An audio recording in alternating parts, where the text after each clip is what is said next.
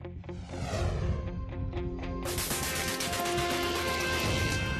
this episode of Nova Science Now, everybody knows earthquakes happen in places like California. Gas leak, let's go, turn around! But there may be a looming threat where you least expect it. Memphis, Tennessee? That's right, land of Elvis, barbecue, and Beale Street. These folks don't look too worried, but maybe they should be.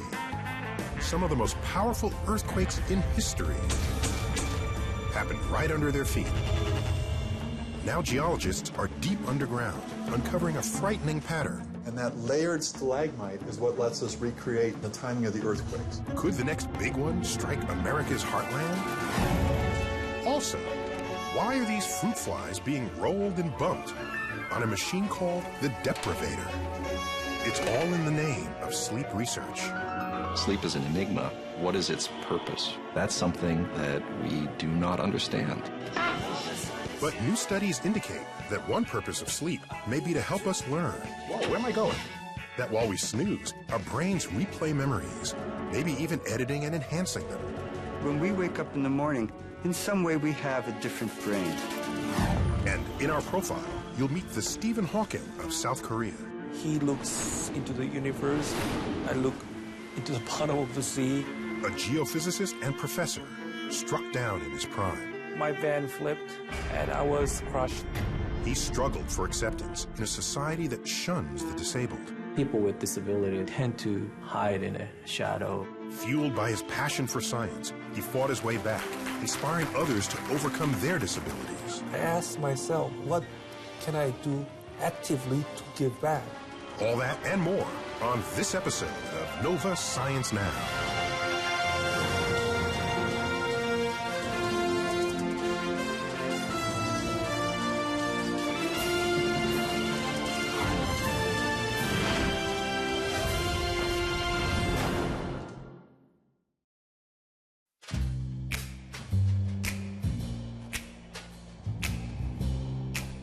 Hello, I'm Neil deGrasse Tyson, your host for Nova Science Now. We all know that dreams can be a little weird. Sometimes filled with bizarre events that would never happen in real life. Nobody really knows why we dream. In fact, nobody really knows why we sleep. Here are some folks who are trying to figure it out. Amita Sehgal likes her flies. Fruit flies, to be precise. I do have a genuine affection for them. But sometimes she has a strange way of showing that affection, especially when she puts them into this thing.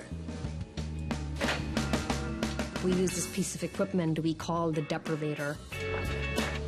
The deprivator?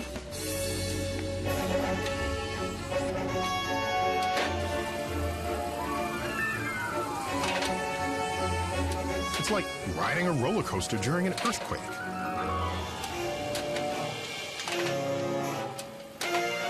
What's interesting to Sehgal is what the flies do after spending a whole night in here. The flies on the left were undisturbed last night, and they look fine. But the flies on the right, they were jostled all night long in the deprivator. Now, some of them look dead, but they're not. According to Sehgal, they're catching up on lost sleep. If we keep flies awake at night, they need to make up for the sleep they've lost, and so will sleep in the morning at a time when they're normally active. But why would flies need to sleep? Could it be for the same reason we need to sleep? Maybe. But if you ask an expert what exactly that reason is... But we actually know very little about what sleep is doing for the brain. We spend a third of our lives sleeping. If you don't sleep, you die. Sleep is an enigma. What is its purpose? That's something that we do not understand. Looks like a waste of time. But then, why would so many creatures do it?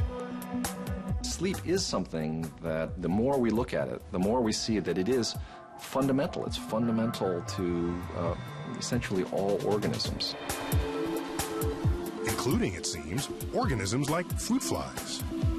When they're not being knocked around all night, Amita Segal's flies follow a pretty familiar schedule. They're active during the day, and they sleep at night for the most part, although there is an afternoon siesta as well, especially in males. Trying to pinpoint the reason for a fly to snooze up to 12 hours a night, Segal's lab studies the fruit fly's brain. What we were doing was trying to figure out which part of the fly brain was important for sleep. Segal's experiments pointed to the mushroom body, a part of the brain found in creatures like insects and spiders, but not in humans. Biologists have known about the mushroom body for years, but they associated it not with sleep, but with something else entirely. An insect's memory. There is then this structure in the fly brain which we already knew was required for memory, and we now find that it controls sleep. The finding's intriguing, because for a long time now, sleep researchers have been debating a possible connection between sleep and memory. Go. All right. I think I'd already died by this point. That's right, you're learning. That's the point of it. Bob Stickold has been looking into this possibility. Oh, that's called a fence. Oh. Okay. Sometimes in unconventional ways. Whoa, where am I going? For him, video games are research tools that can help reveal how our brains learn. Do you remember when you first started playing Tetris? Oh, yeah. That you went to bed at night, and you lay in bed and you closed your eyes, and you saw little Tetris pieces floating down in front of your eyes? How did you know that? Because I dreamed Tetris shapes. Because everybody does. Little jump here, watch out. Oh. After taking a few rides on the ski machine, Stickgold's research subjects fall asleep. And then he promptly wakes them up. If we wake you up just 2 or 3 minutes after you fall asleep and ask you, Neil, what's going through your mind? You'll say, seeing those suckers somersaulting down when I crash. And why would I dream of this embarrassing moment? Stickgold is convinced that while you sleep, your brain is reviewing what you've learned and strengthening your memories. The brain is being modified while we sleep. It's that when we wake up in the morning, in some way we have a different brain, and it's a brain that functions better. At least it seems to function better on some kinds of memory tasks. Recent studies show that after a single night's sleep, sometimes even after a nap, we can do a better job recognizing visual patterns and even solving some math puzzles. What we're going to have you do is try and type out a short 5-digit sequence. I saw it firsthand when I took a simple typing test.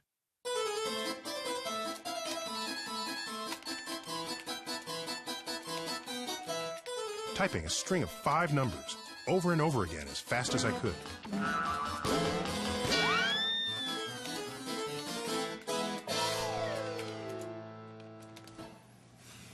After a night's sleep, I could suddenly type the numbers faster and more accurately. And research backs this up. Most people improved their typing by about 20% after sleep. Practice doesn't make perfect. It seems to be practice with a night of sleep that makes perfect. Sleep is enhancing that memory so that when you come back the next day, you're even better than where you were the day before. But exactly how could sleep enhance your memory? We don't know. But possible clues have been showing up, not just in the brains of flies, but in the dreams of rats. In 3 dimensions. Yeah. MIT researcher Matt Wilson says he can read rats' minds, including their dreams, with tiny electric probes. What it means is that we're able to, at any time, plug in our electronics and figure out what read their mind. Wilson's mind readers are actually thin wires, about 1/10 the width of a human hair, that pick up the electrical signals among dozens of brain cells. The wires, painlessly implanted in the rat's brain and held there by a kind of hat, carry the signals right into Wilson's computers. That information comes up back through these connectors into your computer, and you're sitting there watching a map of the thoughts of this rat. Exactly. That's exactly right. It's remarkable. Wilson is most interested in mapping the rat's thoughts in a part of the brain called the hippocampus. Like the fruit fly's mushroom body, the hippocampus of a rat or a human plays an important role in memory, including our sense of space and location. Wilson uses a specially designed rat maze. If the rat follows the right route, he's rewarded with some chocolate syrup. And as he moves through each different spot in the maze in search of his goal, a unique pattern of cells fires in his brain. So we can tell where the animal is simply based upon which cells in the hippocampus are active. That pattern will be unique for a given location in a given environment.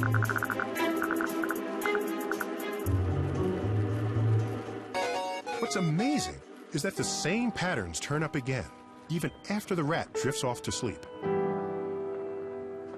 That's right, Wilson eavesdrops on the rat's dreams.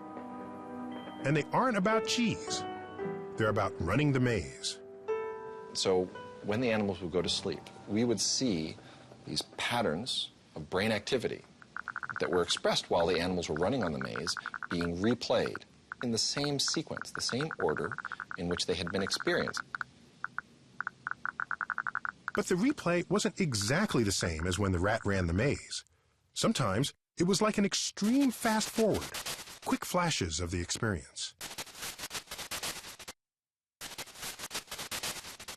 Now, at the time, you never know what is going to be important and what is not important. So you may reevaluate or edit those memories to identify the things that were important. And this fragmented replay wasn't just happening in the hippocampus. Wilson also detected it in the visual cortex, meaning the rats were likely seeing the maze in their sleep. What's more, the visual cortex is part of the larger neocortex, which, in humans, is responsible for, among other things, long-term memory. The hippocampus is replaying the events of the day. The hippocampus is almost sort of reactivating the memories at night and playing them out to the neocortex. It's almost as though the hippocampus is having a therapy session with the neocortex, and it's almost saying, okay, here's what we learned during the day. What are rats and what are people doing during sleep? They are processing memory. They are replaying memory. Now we can ask, is this about learning? And I believe that's exactly what it is about, that animals are, and humans are trying to learn from past experience. So the idea here is that the sleeping brain might be reviewing and strengthening new memories it wants to hold on to for the long term. And it might identify certain goals we want to work towards. So could it be that sleeping on it isn't just an old saying, but a biological process that consolidates and organizes important information? These are pretty big concepts, and they certainly are controversial. The function of sleep as it relates to learning and memory, that's something that at this point remains speculation. We're making a leap. Not everybody's leaping into bed with this idea. And researchers have a long way to go before they know what sleep is really doing for our brains. But if the speculation turns out to be true, then you'd have to wonder, what is our 24/7 culture doing to our ability to think straight? Sleep is not just something that we can choose to sort of dabble in every now and again. It's not a luxury, it's a biological necessity. My sense is that disruption of sleep is much deeper than simply, robbing us of rest. My guess would be that we lose the opportunity to gain understanding, a deep understanding of our past experience. That what we sacrifice, in a sense, is wisdom.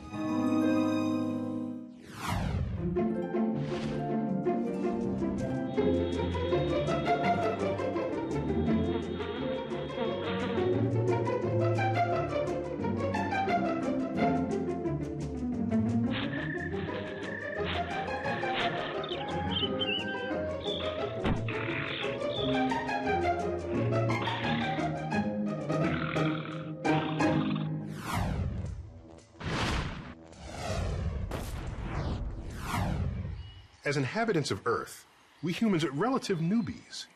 In fact, our branch in the evolutionary tree may have split with these apes only about 6 million years ago. But what if we look further back in our primate family tree? There must have been some great and wise ancestor who founded this wonderful line of creatures, right? Well, as correspondent Peter Standring reports, the latest research is revealing that our origins may have been quite a bit humbler than we thought. The Badlands of Wyoming. Some of the largest dinosaur bones ever were found right here. But University of Florida paleontologist Jonathan Block is hunting for a set of bones that are nothing like the giant bones of T-Rex. Here's a little piece of bone here. Here's a little piece of bone. I think that's a little vertebra. Tiny mouse-sized bones buried in limestone that just might be the fossil remains of our earliest primate ancestors. An age-old mystery surrounds the origin of primates. No one knows exactly where we come from or how we got our evolutionary start. Here's what we do know. Giant dinosaurs once ruled this basin where they dined freely in a lush forest. But then, around 65 million years ago, the dinosaurs die off when a massive comet slams into the planet.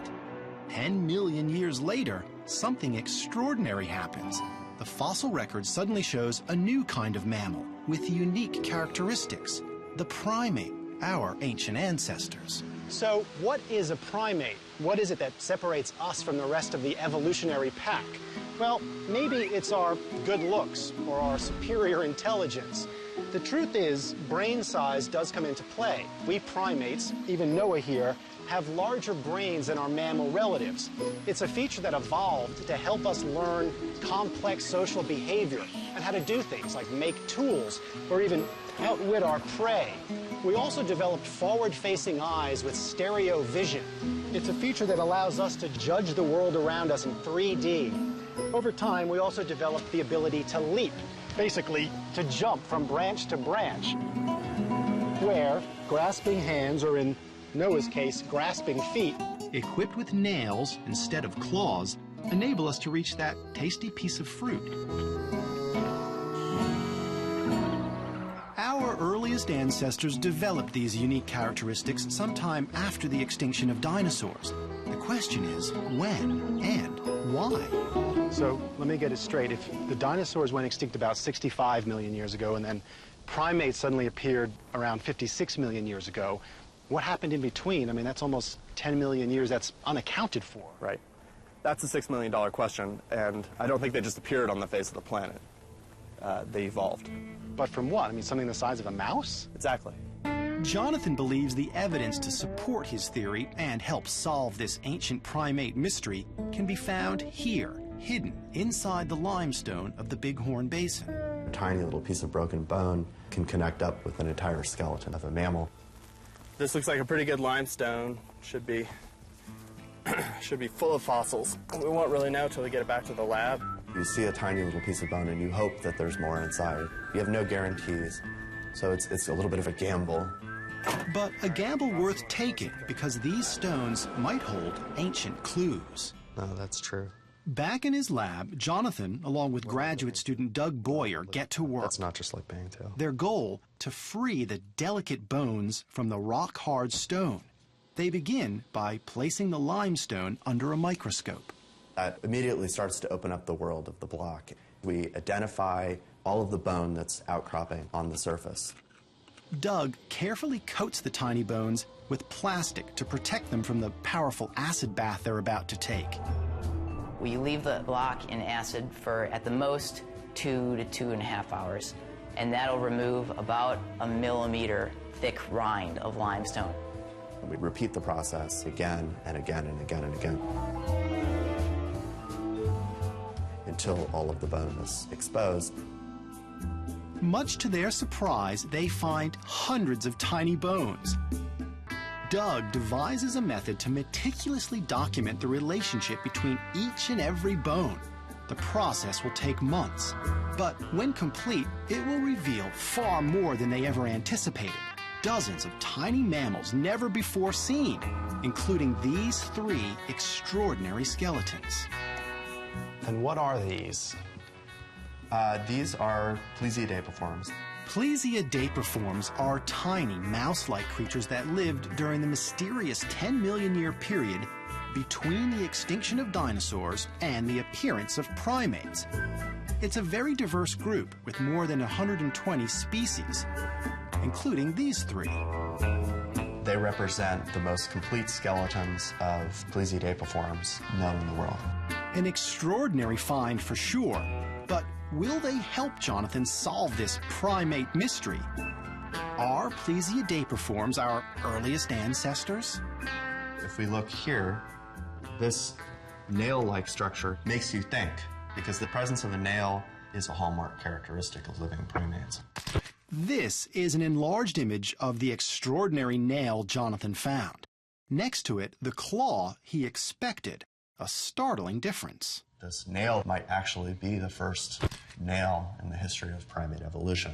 Concrete evidence to support his theory of primate evolution.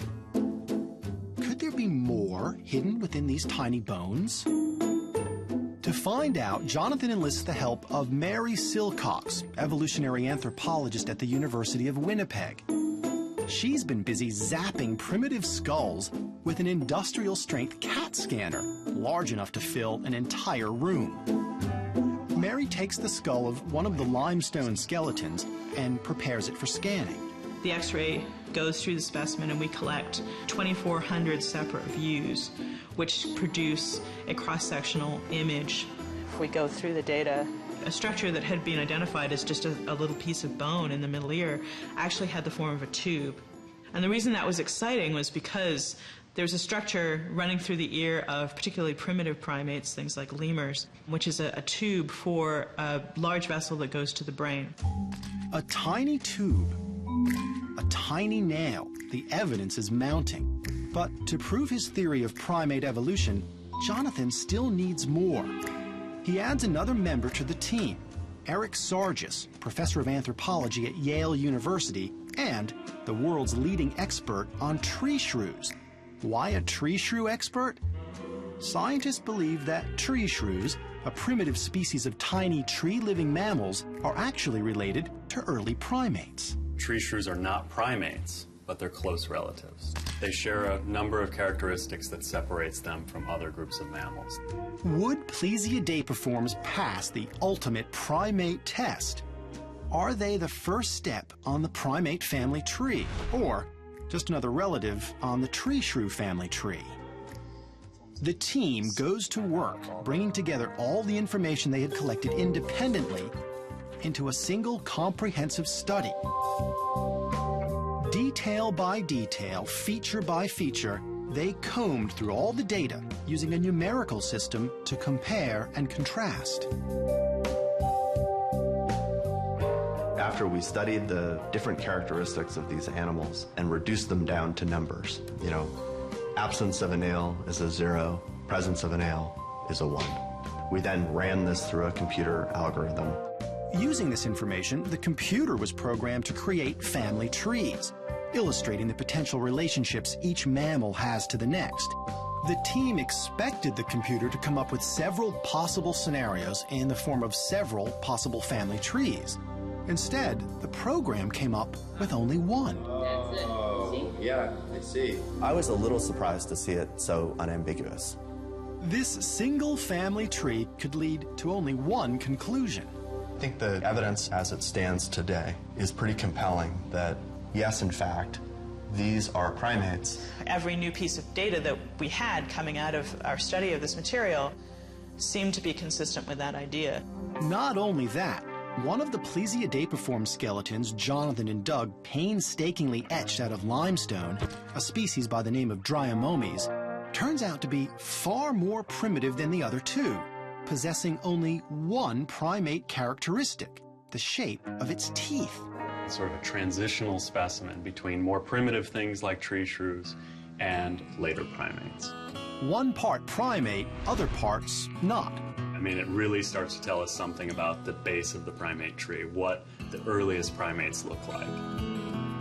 So if we're one leaf on the branch, so are chimpanzees, gorillas, orangutans among apes, all the different monkeys in the Old World and the New World, lemurs from Madagascar, lorises and galagos, all of those animals are living today, but you can trace it all back to a single common ancestor. And as you get closer and closer to that common ancestor, Dryomomes is one of the animals that's closest to the base there. It's the most primitive primate skeleton ever found, to date. Jonathan had evidence to support his theory. Primates didn't just appear on the planet, they evolved over a 10 million year period. And just as he thought, the earliest primates were the size of a mouse. Still, one question remains. What sparked this amazing transformation? The team believes our ancient ancestors evolved on the heels of a mass extinction. Without the mighty T-Rex around, the tiniest of mammals are free to forage and explore. And they discover a world filled with flowering plants and succulent fruit. We have this sort of coevolutionary relationship where fruits were evolving to get tastier for primates to eat. The primates were then eating them and helping the plants actually spread their seeds further. With tempting fruit growing at the end of tiny branches, our ancestors have plenty of motivation to change. So they begin to evolve, developing long fingers for climbing trees, specialized teeth, hands and feet uniquely designed for grasping and eating the tiniest tasty berry. Over 10 million years, they slowly develop unique characteristics that we recognize in our primate relatives and ourselves. So that if Plesiadapiforms don't evolve, then we're probably not standing here talking about this right now.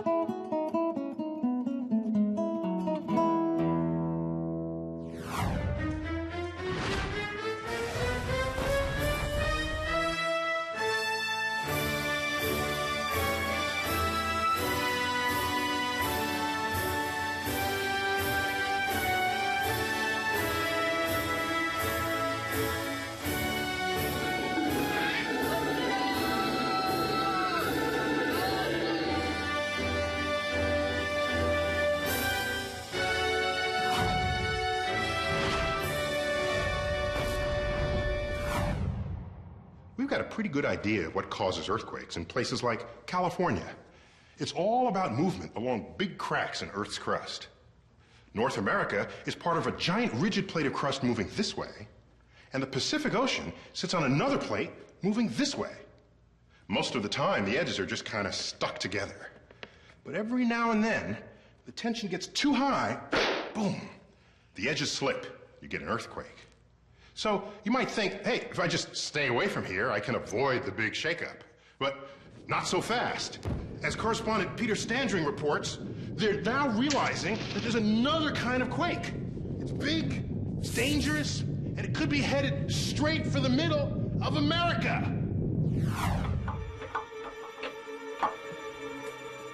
Sam Pano is on the hunt.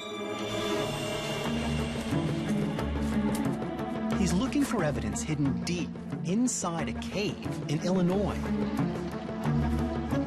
There's over 14 miles of wet, slippery, bat-filled tunnels down here.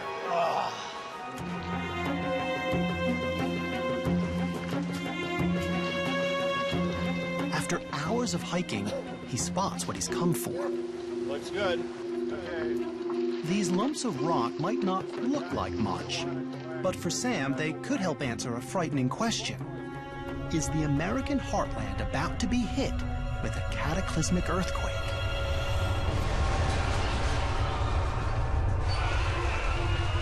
When I think earthquake, I think California, the San Andreas Fault, and fears of the big one. There's a gas leak. Let's go. Turn around. And that makes sense, because most big earthquakes happen in places like California, where big plates of the Earth's crust collide with each other. But if you ask the experts, they'll say one of the biggest looming earthquake threats in the U.S. is far from California.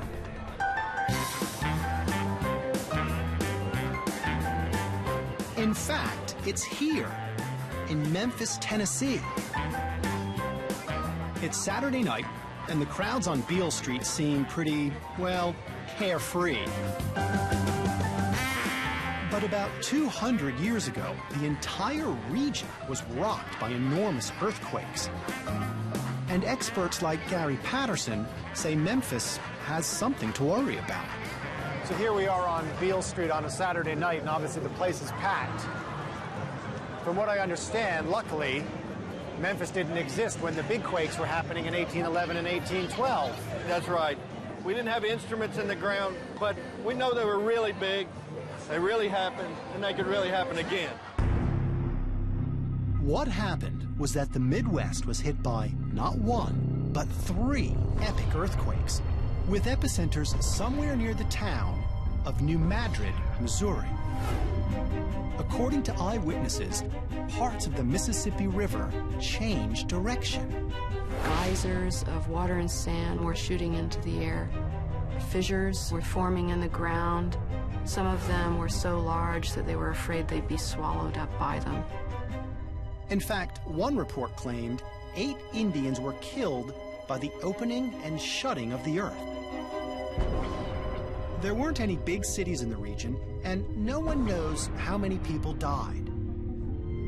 But the tremors were so strong, they were felt from Mexico to Canada, over 1,000 miles away. How is it possible that some of the biggest quakes in American history would strike in the middle of the continent, where there are no visible faults, and away from the plate boundaries? It's an enigma. It's a puzzle.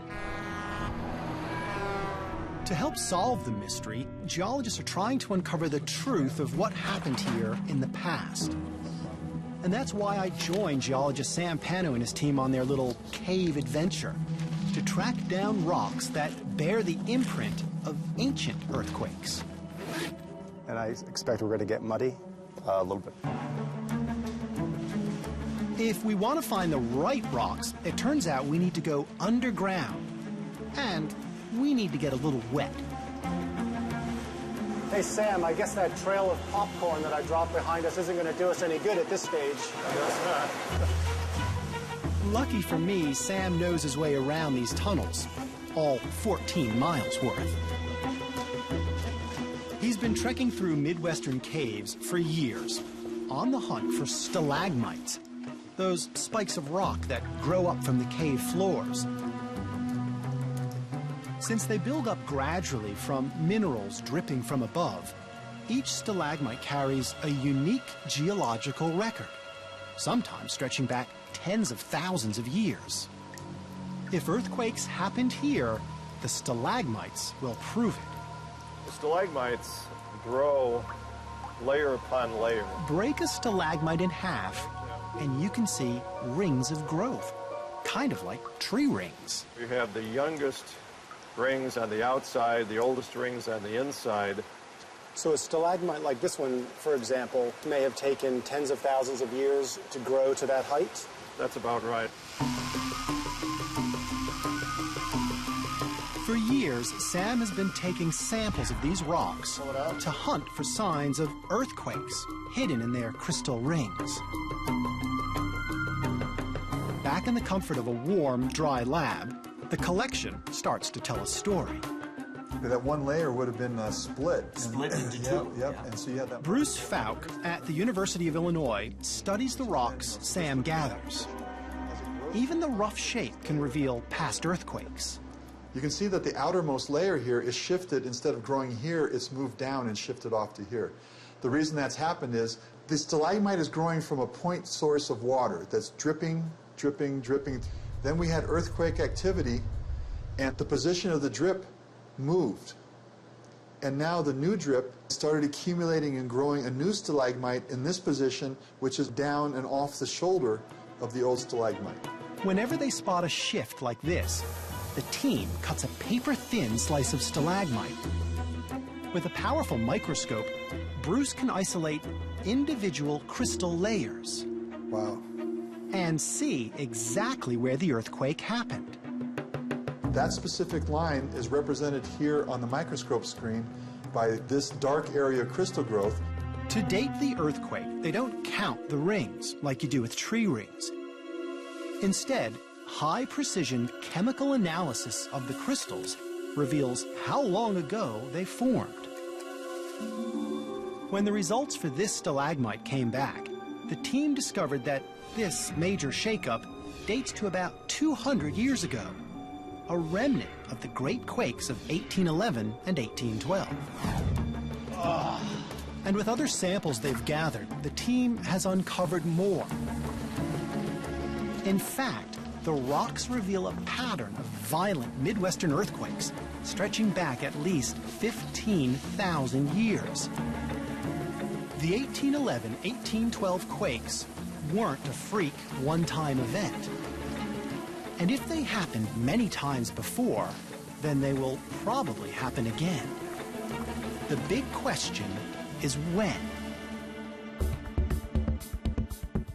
Today, the whole region, called the New Madrid Seismic Zone, is carefully monitored by seismic sensors.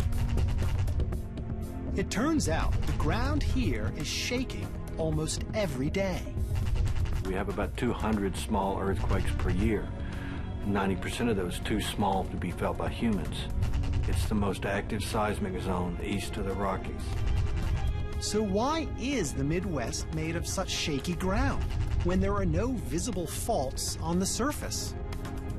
According to one theory, it's because the region lies over an ancient wound deep down in the Earth's crust. 500 million years ago, the North American continent was being pulled apart by plate tectonic forces, and it created a rift. But at some point, the continent stopped breaking up. For some reason, that rift failed. The failed rift created a weak spot in the crust, which might make the region more vulnerable to quakes. But no one really understands how. To try to get a better picture of what might be going on, Beatrice Magnani is probing the Earth's crust beneath the Mississippi River. Chugging along in a tugboat, her team sends powerful sound waves down through the water and a mile deep into the Earth's crust. As the sound waves bounce back, they're picked up by dozens of small microphones, trailed by 80 yards of cable in the river. The echoes reveal distinct layers of sediment. Reading the sediments is like reading a book. These sediments tell us the story of what happened with time. What happened was these layers became deformed and folded by major earthquakes. But as Magnani discovered, these folds were outside the currently active New Madrid seismic zone. Nobody knew about these folds. It's actually a discovery that it's even more puzzling than not finding anything. For Magnani, it means that over the eons, the danger zone in the Midwest may jump from one area to another, which makes it even more difficult to predict future big earthquakes in an area that is underprepared. This city wasn't even founded until 7 years after the great earthquakes of 1811 and 1812. So it's hard to imagine what would happen if something of the same magnitude occurred in this region today. If the 1811 and 1812 quakes are repeated, they will affect much more than Memphis, but also the entire region stretching to the north, including St. Louis. A huge area would be affected, possibly an area containing 12 million people. There are a lot of old buildings. Whenever it happens, the next big Midwestern earthquake is guaranteed to be catastrophic, destroying billions of dollars in property and affecting millions of lives. Yet, unlike Californians, many people here remain unaware that their cities and towns stand on potentially very shaky ground.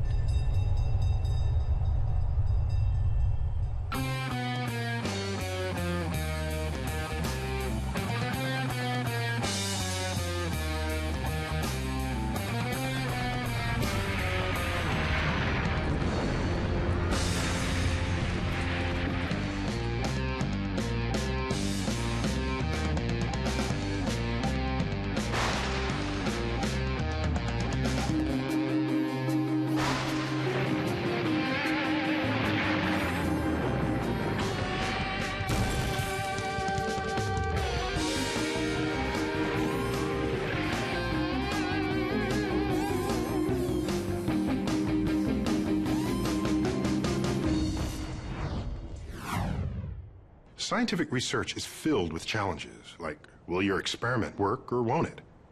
People can invest years of their lives not knowing if they'll get the payoff of a big discovery. In this episode's profile, we meet a man who met all the ordinary challenges to become a successful researcher. And then, one day, quite suddenly, was handed a whole new set of overwhelming obstacles that his passion for science empowered him to overcome. Meet Sang-Mook Lee. Where he's from, he's known as the Stephen Hawking of South Korea. Sang-Mook Lee, professor of Seoul National University, also known as Steve Hawking of Korea. That's like a fixed quote. Every time I'm cited, they cite like that. He looks into the universe. I look into the bottom of the sea. Sang-Mook is an esteemed professor at South Korea's top university and one of the foremost geophysicists in his country. He studies underwater volcanoes and tectonic plates deep beneath the ocean. Yet just 3 years ago, he was in a near-fatal car accident that left him paralyzed from the neck down. Many thought he would never work again. He was heavily sedated. He couldn't move. The machines were keeping his lungs going. You could just see a light in his eye and that there was a future out there. He made an impossible comeback.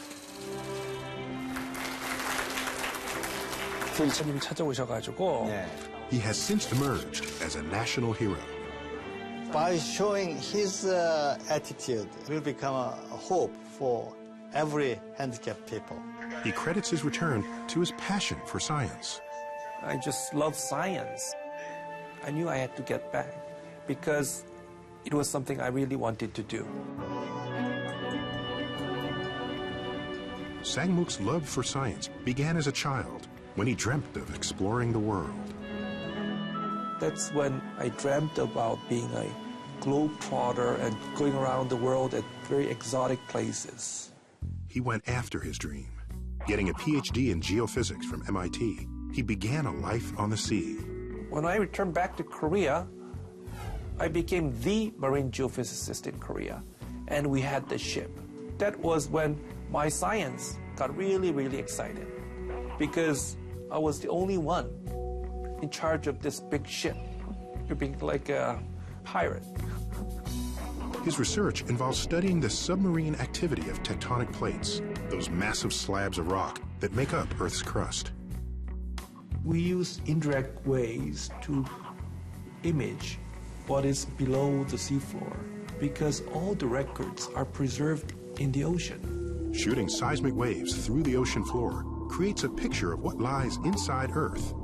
These pictures allow him to monitor underwater earthquakes and volcanoes and learn more about how Earth's crust was formed. What I do is I study the past 200 million years of Earth's history to understand how Earth has behaved in the past 4.5 billion years. Sang-Mook hopes that by studying the tectonic activity in uncharted regions, we might someday be able to forecast geological disasters like tsunamis and earthquakes. I looked at the map of the Western Pacific and I tried to choose targets where nobody has gone before. I think that is the real essence of science. Discovery, like climbing up the peak of a mountain that nobody has gone before. But everything changed on July 2nd, 2006, on a field trip to California with a group of students. It was toward the end of our trip, and we were working toward Death Valley. I don't remember anything that day. Nothing at all.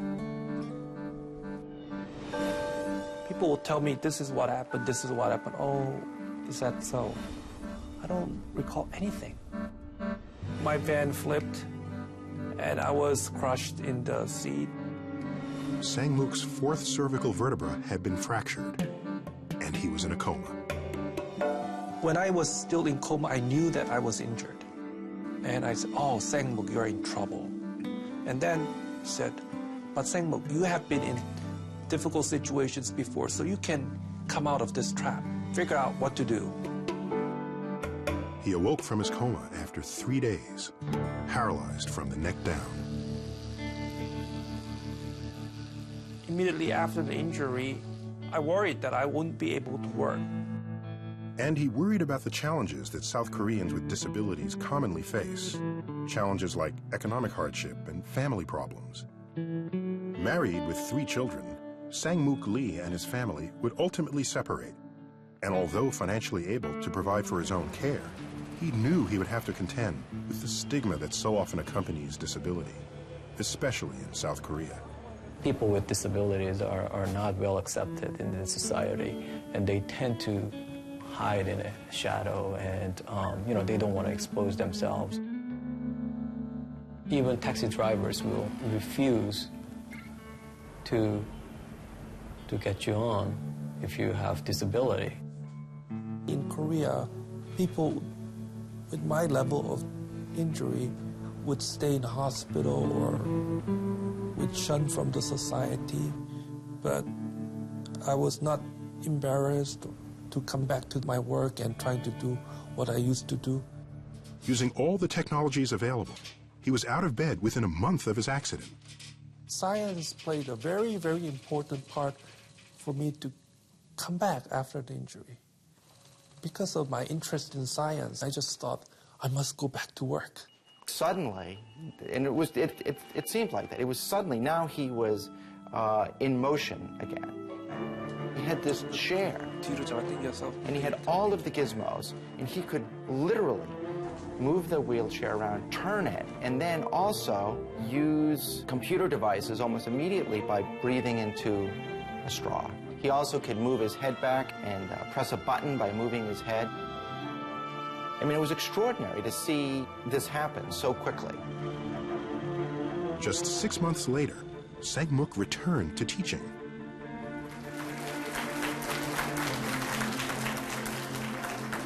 말을 할 수 있기 때문에 이렇게 교수 활동을 할 수가 있고. One day, a reporter noticed me. This reporter was from one of the major newspapers in Korea. He heard about me, but when he saw me, it shocked him, and he knew from reporter's instinct that this could be a big story. And the next day, on March 5th, this very big newspaper in Korea ran my story on the front page. The attention made him immediately recognizable throughout his country.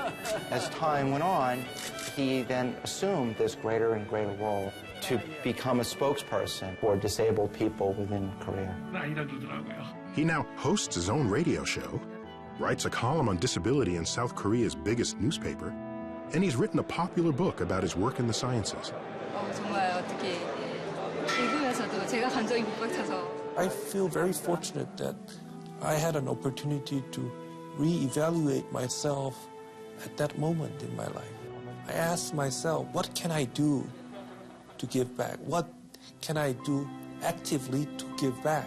Sang-Mook's biggest project is a multi-million-dollar undertaking funded by the South Korean government, and it's finding ways to help other handicapped South Koreans get back into the workplace. 왜 대학생들 중에 장애인 대학생들은 왜 다 고시 공부만 하냐?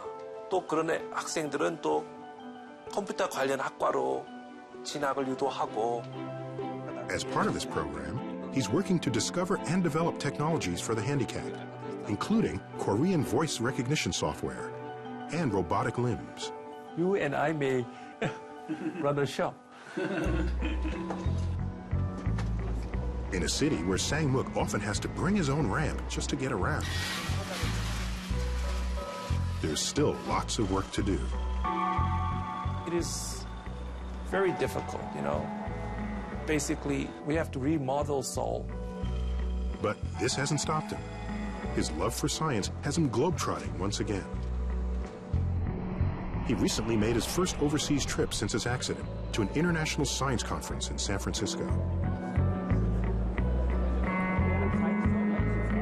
That he can come to an international meeting, fly across the Pacific, interact with his colleagues, present his scientific work. It does symbolize he is now part of the community of scientists once again. In fact, Sang-Mook has major research trips planned to explore underwater volcanoes in Tonga, and mid-ocean ridges in the Pacific and Arctic. And although he no longer sails the seas himself, Sang-Mook can still be the captain of his crew. Now that I'm confined to wheelchair, I cannot go directly to those places, but nowadays with the development of internet, satellite communication, I'm able to participate in many of the cruises without going directly to sea. I can enjoy science without getting seasick. Many people heard of my story that I was severely injured and they doubted that I would ever come back, but with the new programs that are opening up, they will see a lot more of me.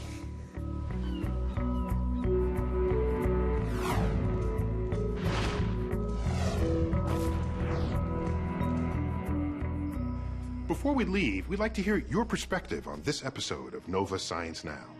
Log on to our website and tell us what you think. You can watch any of these stories again, download additional audio and video, explore interactives, and hear from experts. If you want to get the scoop on upcoming broadcasts and find out what goes on behind the scenes, you can sign up for the weekly e-newsletter at pbs.org. That's our show. We'll see you next time.